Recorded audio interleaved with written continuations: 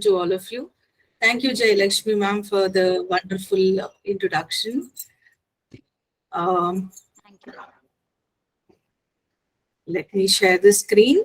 And meanwhile, yes,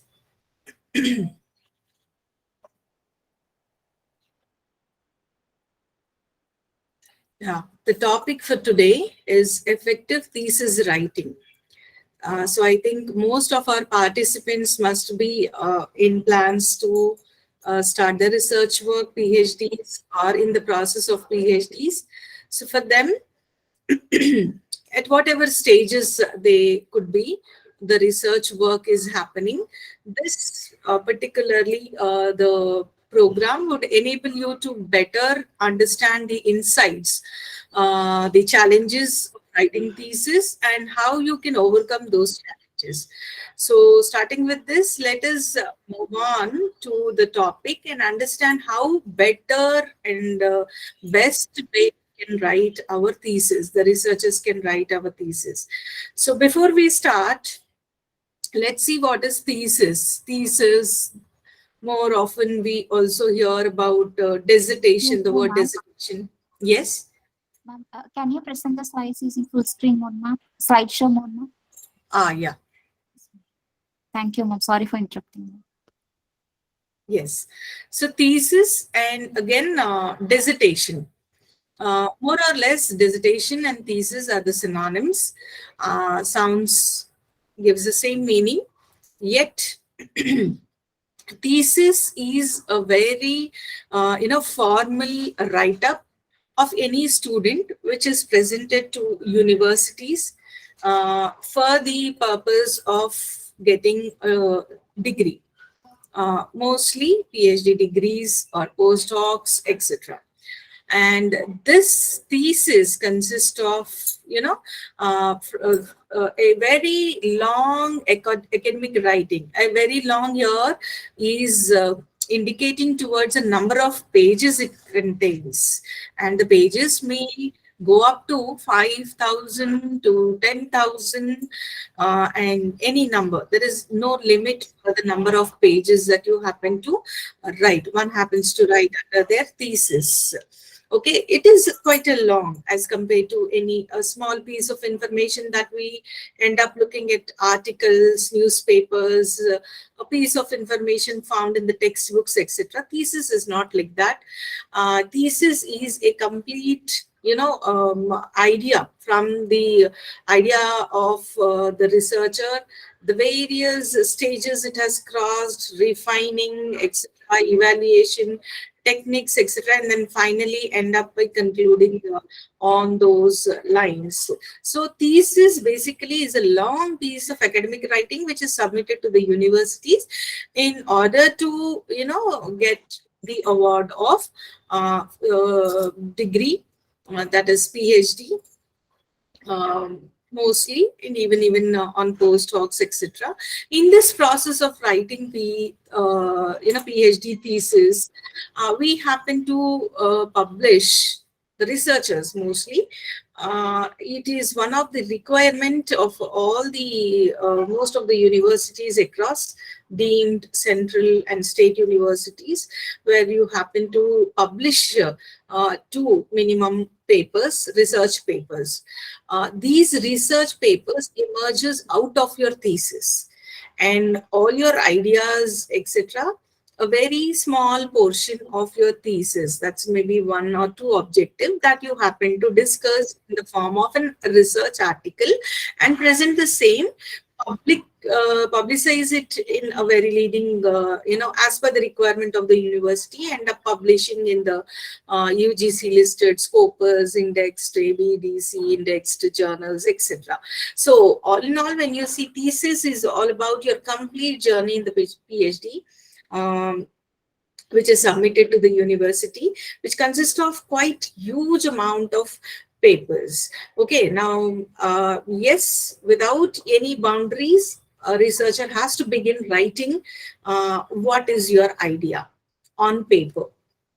Okay, and then the first draft would be very, vague.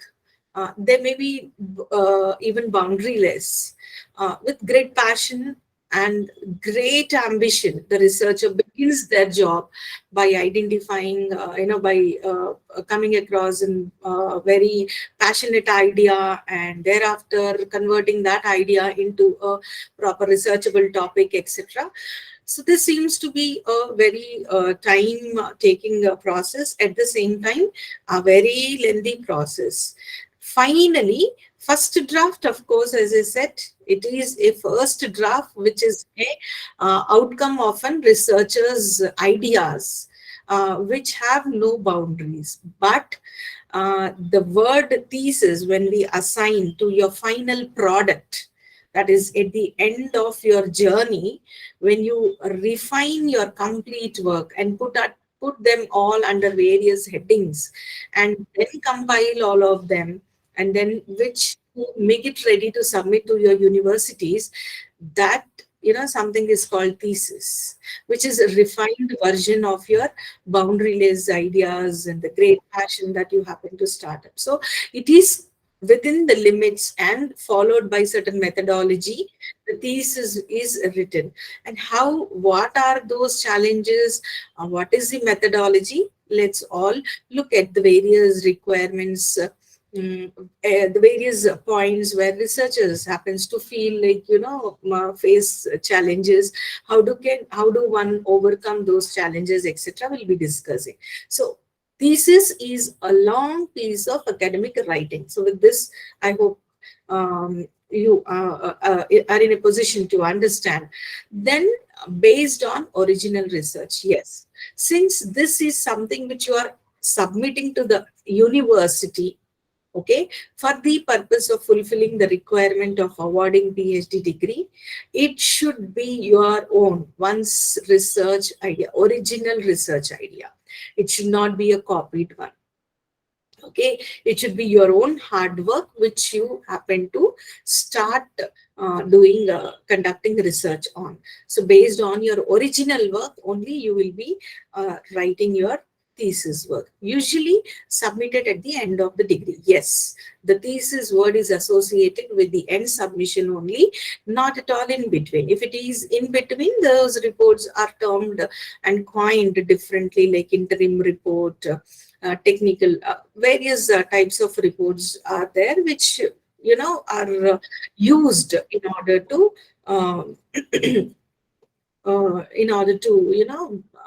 popularize it. Then when a product that is ready to be submitted to the university, your writing is ready to the submission, we call it as a thesis, which is backed up by methodology and proper order. Test your capacity for independent research. Sometimes it is called as a thesis. Yes, all these process, when you happen to move stage by stage, and first draft again at every stage happens to be boundaryless. And of course, yes, it has to be boundaryless, because your ideas should not confined under certain limitations. Only when you write on the paper, you will know your limitations. Then next draft will be, next draft will be in such a way that you will confine or you will limit your ideas, and thereafter you try to connect it to your questions that you happen to start with, followed by your writing. Academic writing will begin towards completing your thesis work. So that's how the journey of thesis begins, without any boundaries to seamless boundaries to confining it to methodology, ensuring there is a linkage between all the it creates a connection between your title, objectives, hypothesis, and thereafter the techniques which you happen to adopt. So thesis is all about this. So finally, when you see all these are the components of your writings, then you can use the word thesis. And this kind of work, when you are making it ready by following all these do's and don'ts, that's connectivity, new original work, novel work, etc., then you can confidently submit your writing to the university for the sake of uh, getting a PhD degree. Now, what does a thesis consist of? Basically, a thesis should be defined into or broken down into smaller sections. I said it's a long journey, long, lengthy procedure. And this procedure, when you break down, when you happen to split them under various headings, this will ease a researcher as to how they can start, where they can stop, and next level where they can start and how they have to end up in that level. So on and so forth will be continued up till they finish their complete academic writing by following all the do's and don'ts in the writing of thesis. Okay, so here thesis should contain certain, definitely these headings, no doubt, provided you can break down into phases: phase 1, phase 2, phase 3. I would suggest these 3 phases. Now, in phase 1, what are you supposed to do? Phase 1 is all about breaking the ice with the passion, with that zeal of doing something novel, bringing out, creating a very novel change in the society, say, or in any subject or field that you happen to do research on. Yes, start with the same spirit, and the phase 1 should begin this way. All your understandings at that level, write it on paper. What you are trying to do, what you aim to attain, what are the probable challenges in it to attain. Write it on a paper. After this phase, now this phase at the end, you will be in a position to know that these information seems to be boundaryless. It is like, ocean and ocean. You keep on. The moment you see one topic, the other topics, is projected far more better than what you have selected. So on and so forth, it happens. You get attracted, you get, absorbed by the content.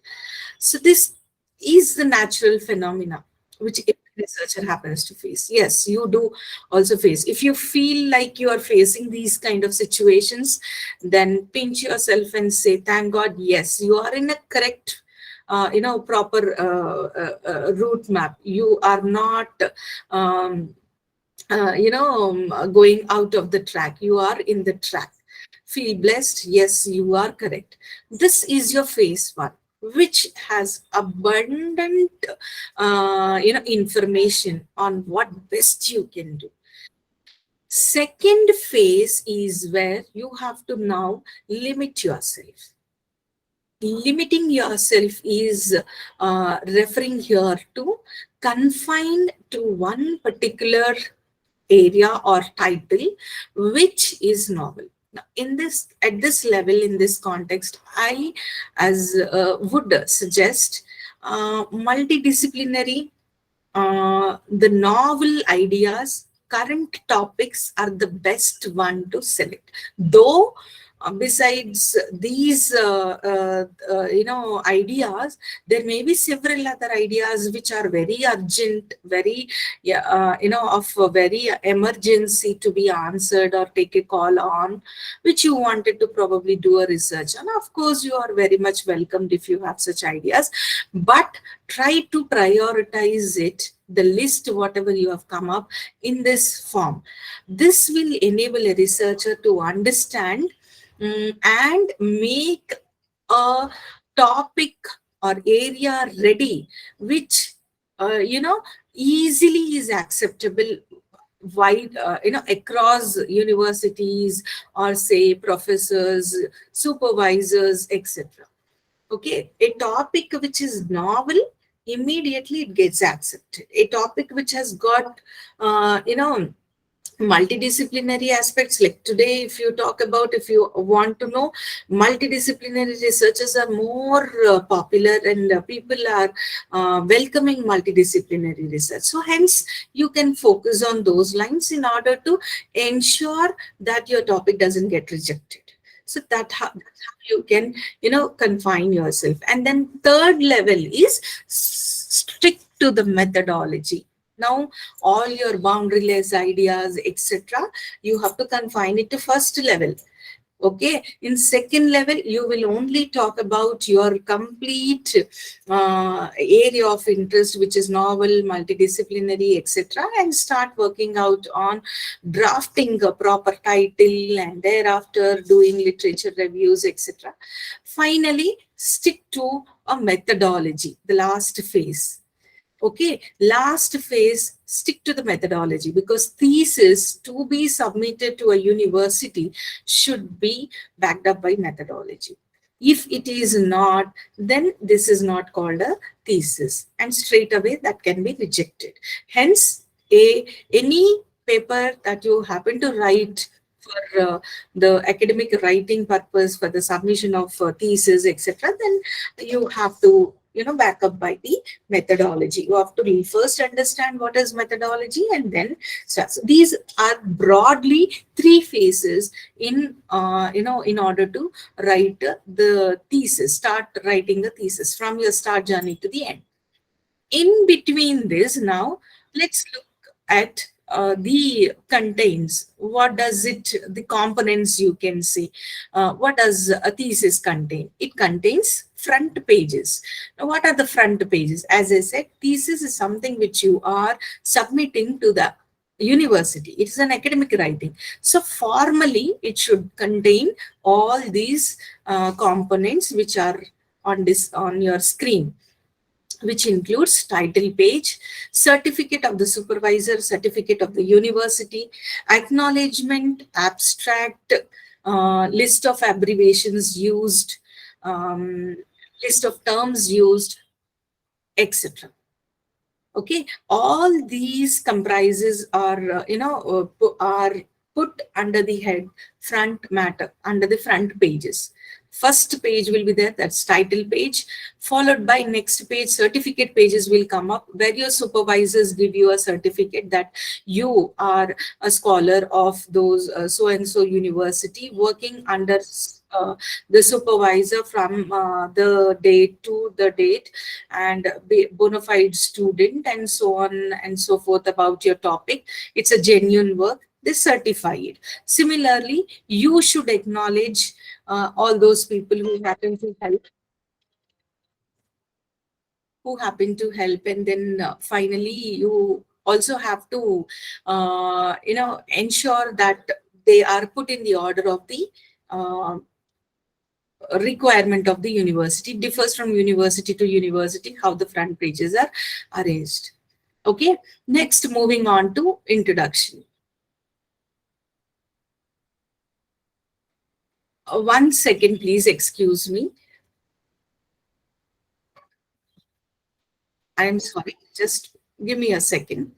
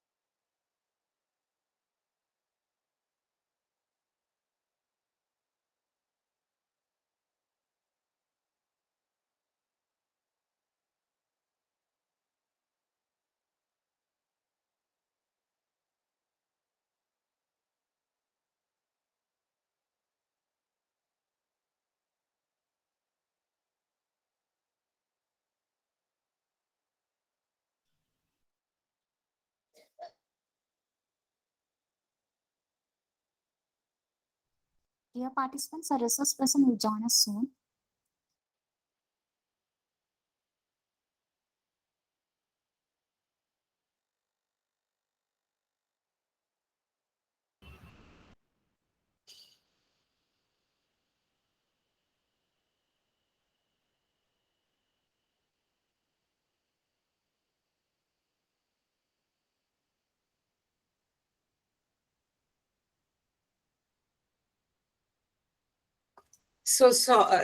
Extremely sorry for that disturbance. Um, yeah, coming back.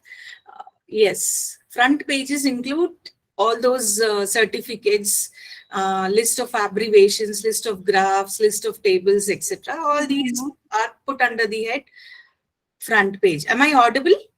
Yes, ma'am, you're audible. The slides are not changing, ma'am. Slides, is it not visible? Ma'am, it is visible, ma'am. The slides are not changing. Are you changing the slides, ma'am? Are you moving the slides, ma'am? Oh, yes, yes. Okay. Thank you, Jayalakshmi ma'am. Yeah. Okay, so the title pages will include your dissertation title, your name, type of document, department, university, I'm sorry, institution. ma'am. We are not able to see the slides now, ma'am. Okay, let me again share, stop and share. Yes, ma'am.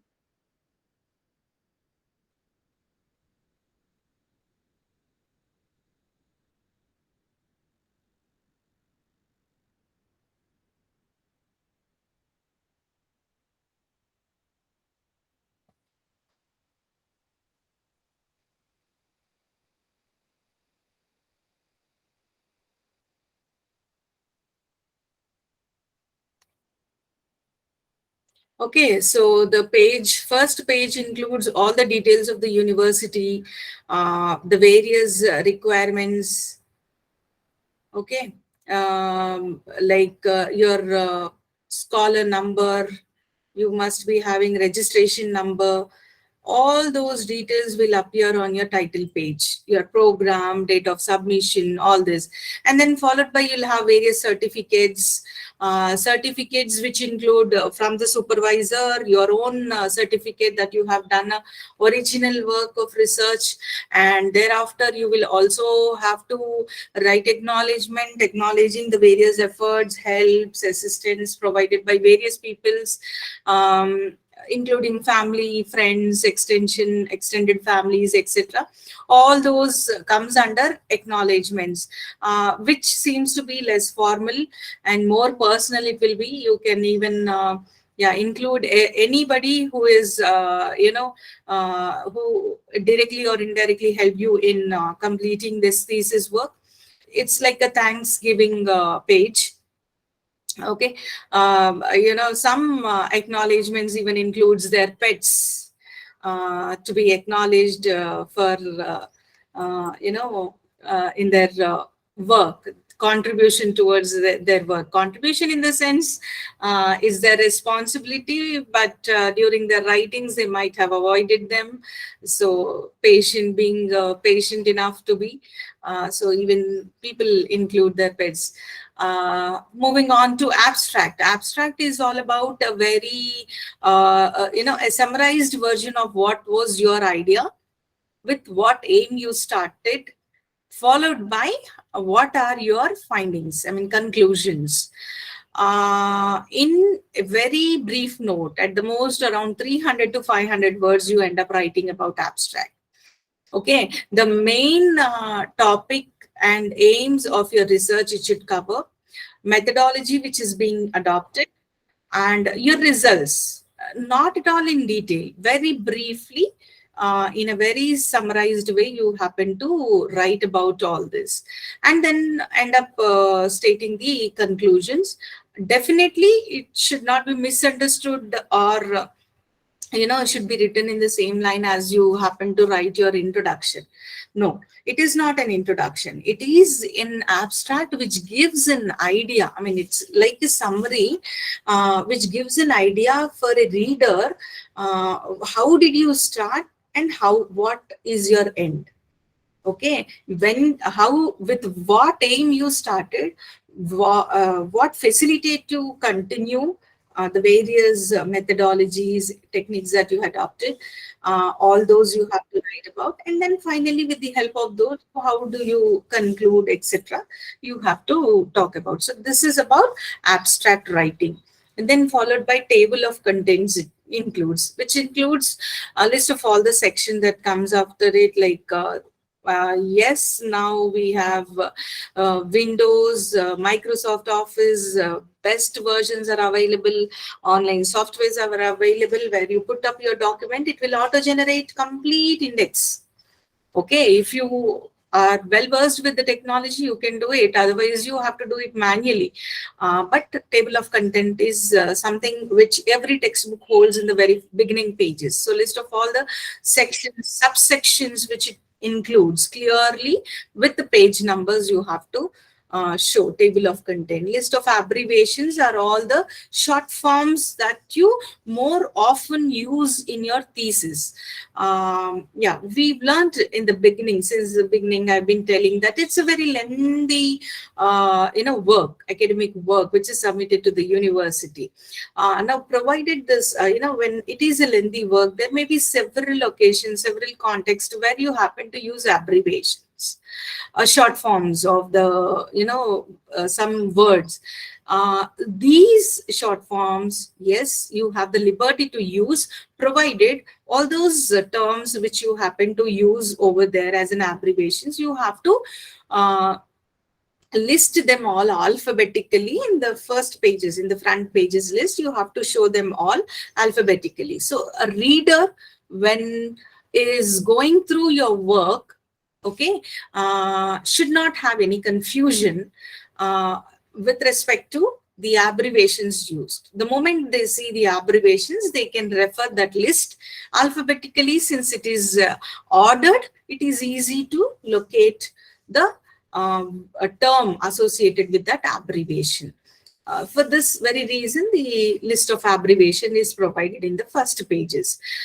Next, some readers may even, if you, what happens if you may have a question that why should we give abbreviations? Some very well known popular words have abbreviations which everybody is familiar with. Why should I again spend some 2 or 3 papers on writing abbreviations? You may have that question. Yes, the answer for this question is, like, see, it is your subject, your area. Certain abbreviations may have a different meaning. Okay, a different term may be replaced with the same term. So in that case, there is a possibility that confusion may arise. There may be a confusion. So it is for a reader.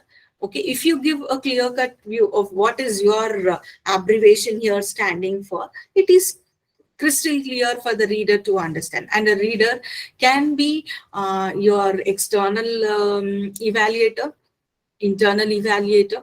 In that case, they may misunderstand. There are chances that they get misunderstood by your work. So hence, to avoid all those, complications, etc., confusions, etc., it is better to give away the list of all the abbreviations in the beginning itself.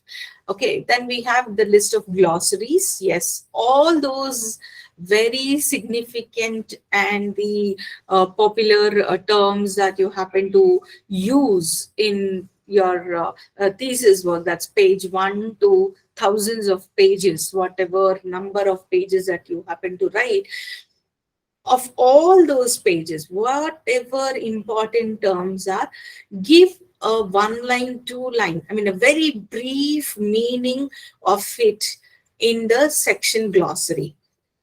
This again will give you the same benefit as it is discussed in abbreviations section. It avoids confusion. It enables a reader to better understand without getting into confusion. Okay, so meanings in general English may have, synonyms may differ until and unless they sounds to be same. if they change from a subject to another subject, that there can be an impact on understanding and the change in the meaning. So hence, to avoid all those, it is better you give a list of all the glossaries and their very brief meaning, which will enable the people to understand your idea behind your work. Okay, so this comprises, all these are a set of your first pages, that is front pages, that's title page. It includes acknowledgement, abstract, table of content, list of abbreviations, glossaries. Okay, and then moving on to the main part. What is main part? Main part is the the focused area, the essential phase of part of your thesis, you can say, which begins with your academic writing. That's your all your writing skills are judged over here by the various readers, various people across, whoever reads. So start with introduction. Okay, introduction in your thesis can be as long as you are satisfied to convey what you wanted to, as in researcher. Your idea, the background information, the coverage, relevance, talk about questions, given a structure overview of every aspect of the subject. Introduction can include all these, but it is to be called as introduction. Again, don't focus here on writing exclusively the significance, relevance. You talk about the significance, but you have to ensure that you come within the boundaries of introduction. As much you can write, justify your topic which has been selected is of relevance in this scenario, you can, as long as you want, you can extend your writing. So introduction includes your topic, your background work for the topic. The scope is all about this coverage, relevance, research questions, and overview. And then the very, essential requirement of any research could be even research paper, which is of at the most 10 to 15 pages. 10 to 15 pages also should have a literature review. And what does the literature review consist of? How do you write literature review? What are the requirements? So literature review consists of all the various places from which you grabbed these idea. Okay, the various sources, that is your secondary sources,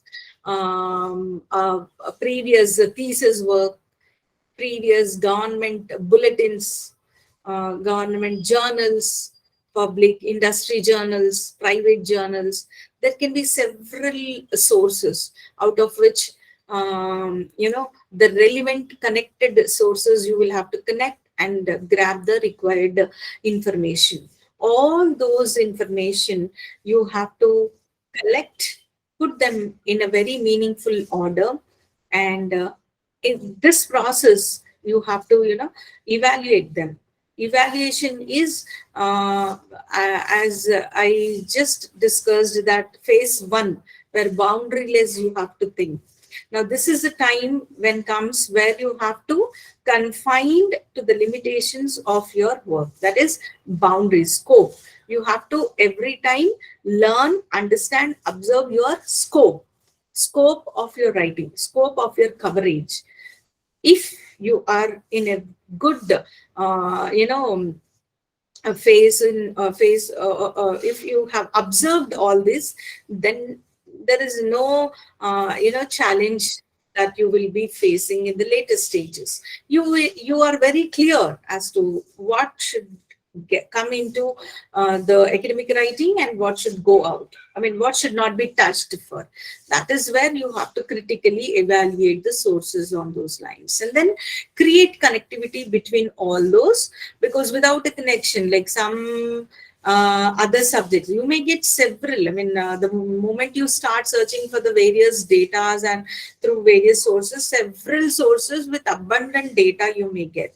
But the data which is connected to your topic, to your idea, what is your idea, okay, through that straight away it should be connected. Only such data you have to bring into your literature review. Out after rereading all these reviews, you have to draw conclusions based upon your own reviews, what you understand, okay, out of that. There are chances, there are strong evidences that most of the time researchers happens to get a clear vision as to what best they can now do. Okay, since previously these works are done, they understood. That's literature review. Now, what best you can do is what you will understand by doing proper literature review. Show how your own research builds on what you found. Okay, these various background works will enable you to understand whether what topic you have selected is correct, in line, had any connectivity, had any relevance in the future or not. We'll get an idea. That is where we usually coin it to be a identification of research gap. Okay, research gap would be identified. Thereafter, move on to the theoretical framework, which is again loads of paper, loads of information, various theories, concepts, models, approaches from various textbooks, say bulletins, across journals, magazines, newspapers. There the data is abundantly available from various sources. Now, theoretical framework may you have to bring in all that data, understand, observe, reproduce, rewrite, rephrase, and analyze all those, understand all those, which will give you a meaningful way in your journey. It will enable you to move easily in your journey. So all these works you can bring into your research work as theoretical framework, which supports your idea. And then comes the methodology. Methodology is all about the process which you have adopted in the research work. Yes, thesis can be a methodology, an approach, can be qualitative, quantitative, experimental, analytical, etc. Out of that, which method you happen to choose, that you have to clearly write here, mention. And here again, it is not like one word writing or one sentence writing or one page. You can write justifying why did you select this approach until the theory is strongly supporting you. By then you can keep on writing, which may occupy some pages. It's okay, you can go ahead. Data collection methods. Yes, what are the various, out of so many methods which are available, which one are you selecting and why are you selecting that? How it is going to help you, all that in detail you have to end up writing in the data collection methods. As I said, that there is no restriction on or inner limits on number of pages to be covered. You can write as long as you end up successfully justifying your methods or approaches. Details. Now details consist of where, when and who. That is the sample. Where is your sample? When are you going to meet them? And who are your samples? Okay, whom are you going to, from whom you are going to collect the data? So all this, again, tools and materials. The various tools requirement, like you may have a chemistry, botany, and they may need some fields, laboratories, lab equipments, pharmaceutical industry, etc. Researchers in such subjects needs certain specialized equipments, etc. So all that list, again, starting with your need, until you are justifying that tools and materials, why you need it, how are you going to use it, what are the various related to that tools and materials, maintenance expenditures, etc. You are going to write. Data analysis methods, that's statistical analysis. Now, upon the collected data, what are the various methods? Now again, you have various methods.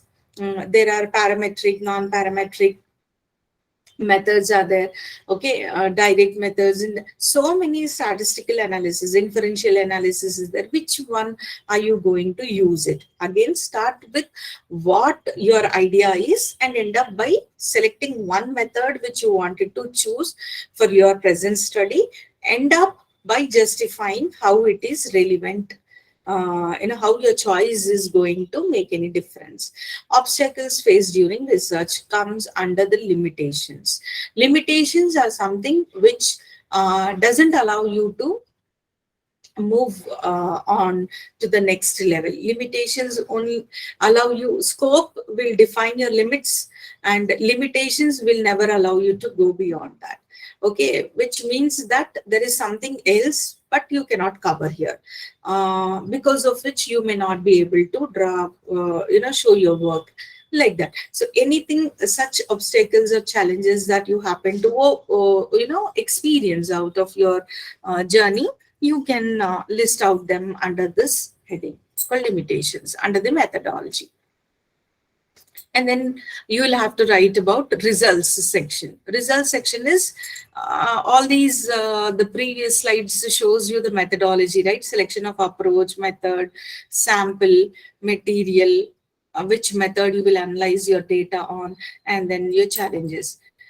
These are implemented. That means this is a plan of action. Methodology is a plan of action, followed by you will put that action plan into action.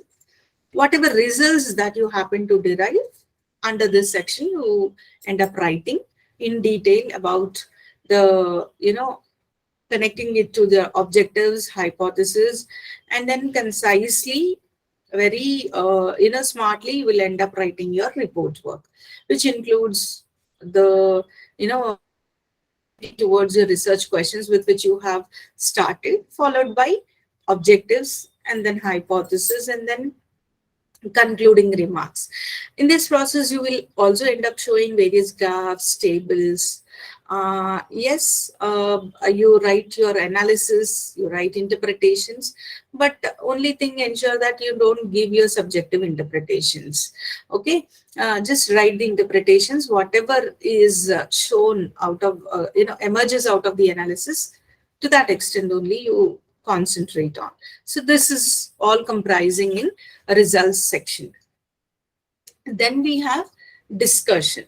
Again, as long as you can justify your work, I mean, the reader should have a very free flow of understanding by your report writing skills.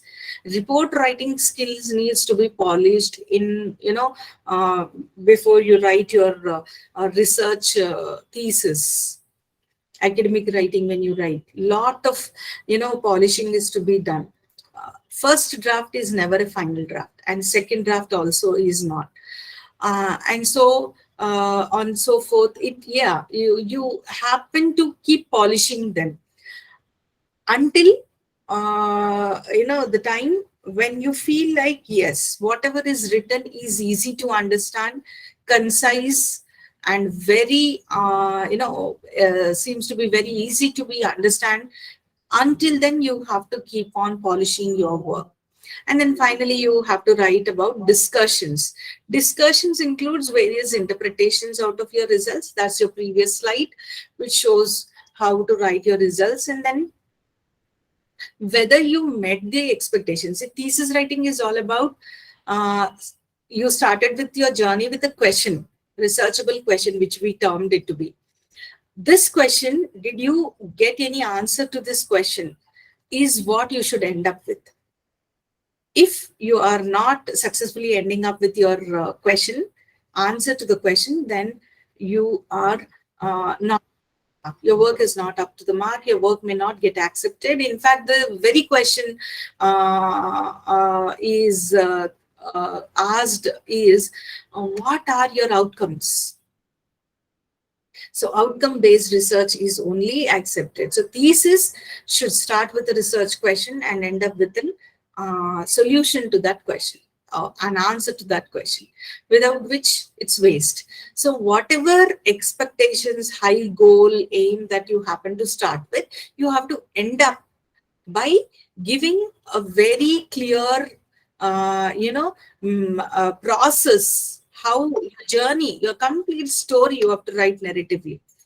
Complete narration you have to write in a very, logically, sequencing, putting them in order. You have to show that how you were able to reach these results, and thereupon discussions on those results. What are these results? How are they useful? Is it going to have any impact? Is it going any difference? Can you submit it to any ministry? Such discussions can happen. So alternatively, you can have several interpretations. Definitely challenges before you while writing. Can I write to this? Can I write or use this line, etc.? There could be many challenges. Yes, when you're writing an academic paper, then you happen to keep in mind all these challenges and then write. So stick to the methodology. So avoid all those confusions. And whatever your results are, outcomes are from this work, show meaningfully over there. And then finally draft the conclusions. Conclusions are your main, again, the same connectivity. In the earlier phase, you happen to do certain discussions, and now you end up concluding that yes, the future research can be based on this. These were the limitations, so hence I could not touch those areas. The sample size could be increased because you felt that the sample size is not apt during your research process, though you finish doing, but you give a suggestion. So how your research has contributed to that particular area, that also you have to show. How relevant is your outcome based research, where it is going to make difference, in which area, and how. That clearly you have to write in your conclusions. And don't ever introduce any new data interpretations arguments here. No, don't touch any new ideas here. Just stick to your old idea. I mean, old idea in the sense, the idea which you have started with. Stick to that idea. On those lines only, your objectives, your questionnaire, your data collection, finally you will draw results, discussions, and end up writing conclusions. Don't allow any new idea, new argument to intervene. Moment you do allow, you get deviated. And things, get scattered. Your ideas get diluted. So do not. Stick to your idea. Once you are confident that yes, your idea is worth enough, yes, stick to it, and then go on. And finally, in conclusions, even in conclusions, most of the time researchers happen to face this, that while they're writing report, they end up writing stories of others' work. They end up arguing on the lines of the others' limitations. No, you are doing your work, right? You talk about only your experiences, your challenges, your ideas, your conclusions, your results, your discussions. Don't allow others. They could be good enough for their work, but not good enough to be included in your work. But it is a general phenomena every researcher faces. When you happen to sit, because you have done extensive literature review, because you happen to learn about so many several challenges, problems, you feel all are connected. You feel every question is, a novel question. But no, out of that you filtered and you selected one good question for your research, right? One or two or whatsoever number. Stick to those questions. Don't entertain others' questions or arguments in your work. Yeah, you can develop your own arguments. You can have your own arguments. That's a good, actually a way, but others don't entertain. So with this, your theoretical framework will be done. This phase is over. And then moving on, we have end part. End part include references. And these references, set of references is mostly, again, I would not suggest you on one particular method, because every university, every journal I'm coming across, had a different style of supervisors, say some style we have to follow. So you have to be equipped with, find out from your respective supervisors in the university which format, if you are publishing a paper, what they seem to. In fact, the guidelines will enable you to know which format or a style of references they want. Depending upon that, you have to make your list of all the references ready. Citations, complete source. Okay. MLA style, any style, whatever is suggested, you have to follow in your thesis. And include all the sources properly in the order. Textbooks, can be bulletins, can be reports of company, reports on industries, newspaper articles, anything. Every this source has got its own way of writing a reference. So learn and ensure that you write all those in line. Then we have appendices. Appendices include all those stuff, I can call it as stuff, which doesn't fit in the thesis. The researcher seems to be like, this is not so important or usable, but yet again it is required. Such data, you can put them under appendices. Like interview transcripts. Since interview is conducted, the results of the outcome of the interview, you will already mention in your theoretical framework. You will show it. You don't have to show the proof of transcripts over there. These proofs, yes, you can show under the head appendices. Okay, and you can start naming them as appendix 1, 2, etc., so on and so forth. So additional data, whatever you happen to collect, like supposing you're doing, taking the help of a software which is collecting data. The data, the proof of date, I mean the date when you started and the date when you closed your data collection. Such proofs you need not put in your theoretical framework. That is this part which we discussed, right? You don't have to put it here. Instead, in results, here in discussion, you don't have to. Rather, what you can do is here you can put them all, those additional data, we call it as, which act as a proof that yes, you have done this. Sometimes it is like interviewing a person, you have a transcripts which are like sometimes handwritten, sometimes taken a printout of, signatures are there.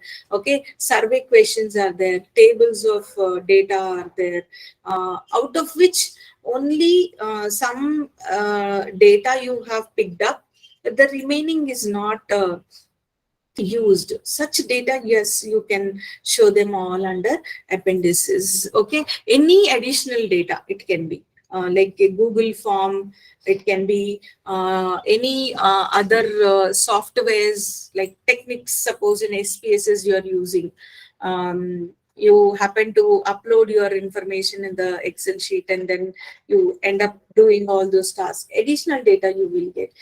Sometimes you approach RBI to get some information. When you apply for that information, along with that information, some other information also you may get. Yes, that other information help you to understand this data better. But this directly you cannot put it in the theoretical framework. Where you can put it? Here, under the head called appendice. You can put all those data in line in a chronological order. Ensure that they are all in sequential order, and then you can complete your thesis. So this is the last phase, the last page of your thesis, which is appendix. Okay, so it's done from my side. So let's have a quick recap of what we have learned and the various phases. As you can see, the thesis includes this, which is front page, which includes title page, certificates, list of bibliography, list of abbreviations, glossaries, table of content, charts, etc., abstracts, etc. When then we have introduction. Start with the background work. All those background work, you can show the various tables supporting, which supports that whatever topic you have selected is good enough, etc. That comes under introduction. In some number of pages you can end up. Ensure that in your writing that you justify your writing, your selection. Then comes the literature review and theoretical framework, which is a very strong part of your study, wherein you identify the gaps from the previous works, and thereby you happen to write presently from various sources. You collect the data and start writing your theoretical framework. In this process, you may even end up, coming up with a model. Okay, sometimes you end up creating a model or a framework, which may be a novel idea in your thesis. So that way you can bring in novel ideas. And comes your methodology, which is all about a process of how you started and what are you going to do. How are you going to select the data? What are the various tools, techniques adopted, etc. Results, discussions, and conclusions. And then finally comes end matter, which includes various reference lists, which includes books, bulletins, reports, newspaper articles, web pages, thesis, research papers, etc. Followed by you have the various appendix, if any additional data that you couldn't or you didn't find any place in the thesis to be put up on, but yes, you feel that it is to be, included in the thesis. Such data can be inserted under appendices. Okay. Yes. So with this, I stop my presentation. I'm open for questions. If any questions, please raise your question.